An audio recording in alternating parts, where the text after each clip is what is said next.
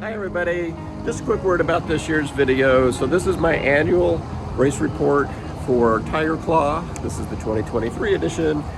And I just wanted to say this year's video will be a combination of, what is the race about, how do the different route options pan out, and some elevation charts and that kind of thing. And then also a race report for my experience during 2023. And spoiler alert, things went off the rails. I missed time cutoff and wasn't able to do the pink loop this year, which was totally beautiful and awesome, and I really wish I had been able to get that. I did sneak in a little bit of footage from the previous year, just so if this is your first time watching a Tiger Claw video, you do get to see just how pretty it is. So that's the intro. I hope everybody gets out there and does some awesome training and can join me next year as we try again on Tiger Claw. But here's how it went for 2023 for me. 3, 2, 1, go!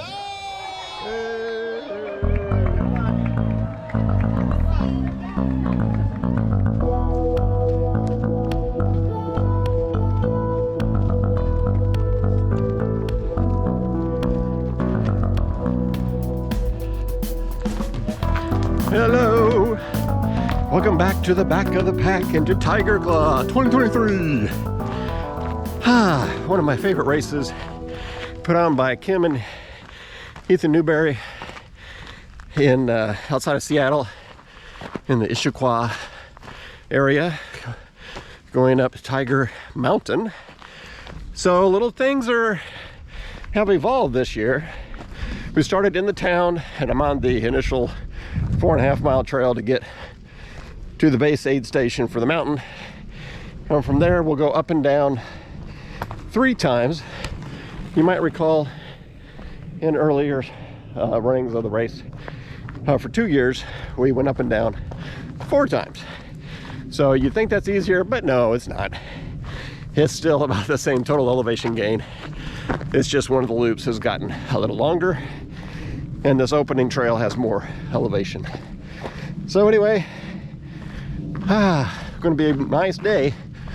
No rain this year. It might get hot, and because of that, I've mixed up the order of my plan for going up and down the mountain. Still gonna do the steepest per distance trail, the white one first. I'm gonna switch it up and do yellow, the long one, because they say that's gonna be the hottest trail. So I want to bang that out before the highest heat of the day. And then I'll do what I think is the prettiest one, the pink loop, to wrap things up. All right, that's the plan. Wish me luck.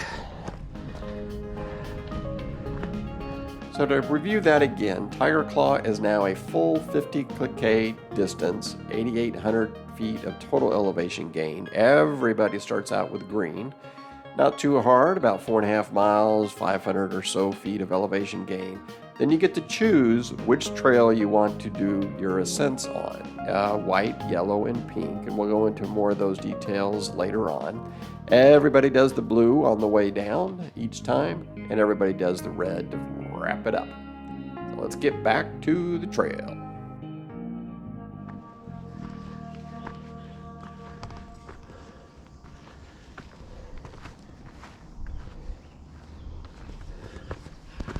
All right, welcome to the White Loop. It's always hard to get the video to show how steep things are. So let's see here. Like I said, it's about the steepest over a single mile of the loops. It's about only a 2 mile up, but most of the climb happens about 1.5 miles. And it goes up about 1,500 feet in that mile. So my goal is to not push too hard, because I know I've got a lot more climbing to do today. All right. It is pretty. This graph is showing the overlays of the elevation change per mile for the 3 routes, 3 ascents. You got the white one, which I chose to do first, which has got the most elevation per distance at just over 2,000 feet of elevation gain, just over 2 miles of total length. And then you look at the pink next on the chart. It has a little more elevation change, but does so over about a 4-mile loop. And then yellow does even more, but over a 6-mile loop. So I chose to get after the white one to get the steepest one done first, and then shifted over to the yellow and left the pink for the finale. And let's get back to the footage of the trails and see how that turned out. Different view from still on top of white. So you got Seattle over there. Still not to the top though. Woo-wee. We're getting there.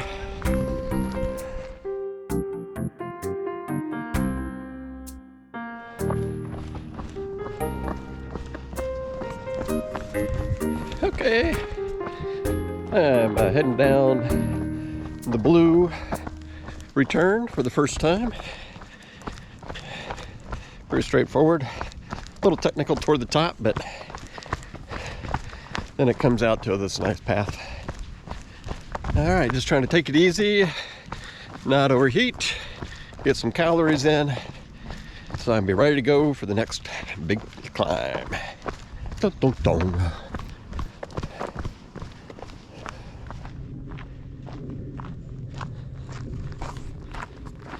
Well, the first part of yellow is actually fairly flat, but very exposed, and I don't know what the temperature is, but it's hot enough that I have to worry about overheating, which is one of my common downfalls.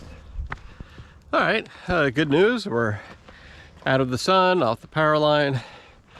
Yeah, the expected news is we are starting to climb. Not quite, in my mind, it's not as steep as white. Although I think some sections up here do get pretty darn steep. But I remember from last year that this one just keeps coming at you. So, upward and onward.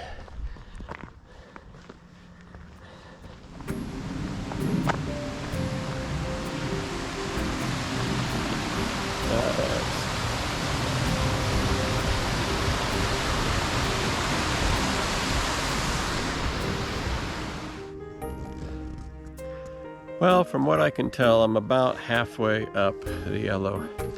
And unfortunately, I am toast, which is really bad news because I've still got pink to do. Oh, everything's catching up to me. So I'm just taking a breather, enjoying the quiet, and then we'll see what happens next. Oh. Very pretty.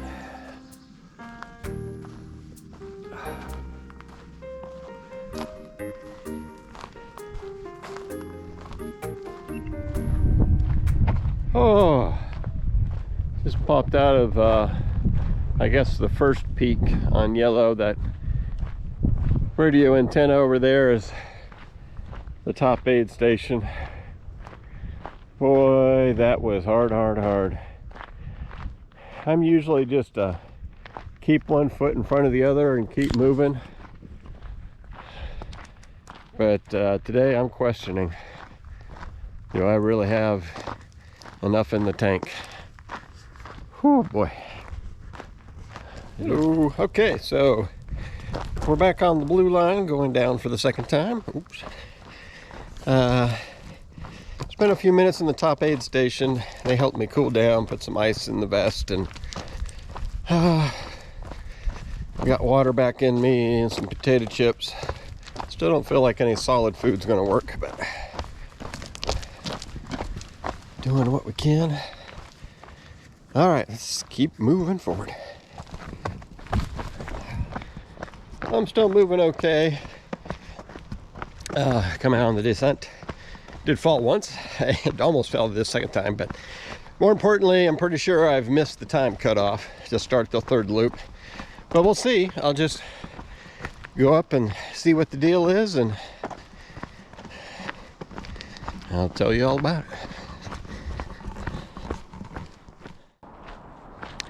Well, that's my sad face. I didn't make the cutoff. I kind of got the vibe that if you were a few minutes late, they might have let you zip back out, but I missed it by a solid 45 minutes, and they're just not geared to have people finish quite that late, so I get it. It's all good. All right. We're going to circle back to a wrap-up segment in just a moment, but I just wanted to put this graph back up and highlight that I did the white and the yellow that you've seen the video stream on, but now I'm going to transition over to some video from the pink, because it really is my favorite of the three loops, and something that I'm definitely committing myself to doing next year. I might just do the pink loop first just to make sure I get to see this awesomeness again next year. This footage is actually from last year, which was kind of a rainy, cooler year. But again, I just wanted to let everybody know that all three loops have their own unique beauty to them.